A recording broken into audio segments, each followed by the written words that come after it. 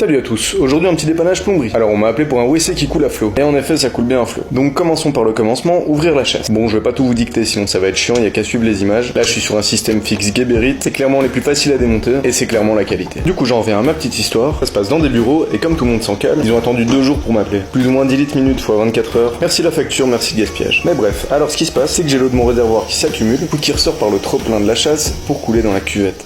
Le problème vient donc du flotteur ici présent, qui fait plus son travail, c'est-à-dire couper l'eau quand le réservoir est rempli. Alors comment ça marche? En principe, l'eau monte et soulève le mécanisme du flotteur qui vient couper l'arrivée d'eau. Maintenant que ça c'est dit, je peux couper l'eau, tirer la chasse pour pas en mettre partout, puis démonter mon flotteur qui fonctionne plus. Toujours aussi facilement, c'est que des clips, et pour ce qui est du reste, ça se dévisse à la main.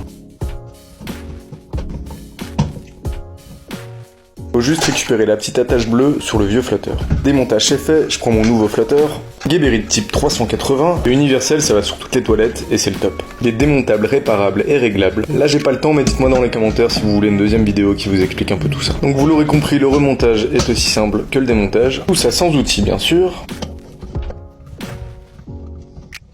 Une fois le flotteur remonté, je peux rouvrir l'arrivée d'eau.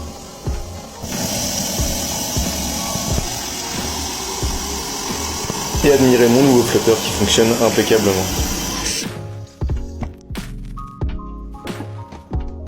Alors là, quand je remets la partie des boutons poussoirs, faut juste s'assurer que le flexible d'arrivée d'eau qui est derrière vienne pas bloquer le mécanisme pour tirer la chasse. Pour le reste, c'est easy, il n'y a que des clips.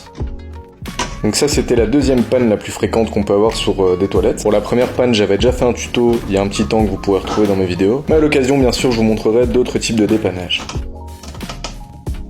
Pour la plaque de finition, bien s'assurer qu'elle soit dans le bon sens et la glisser vers le haut. Voilà, cette vidéo est terminée, n'hésitez pas à me dire dans les commentaires si ça vous a dépanné.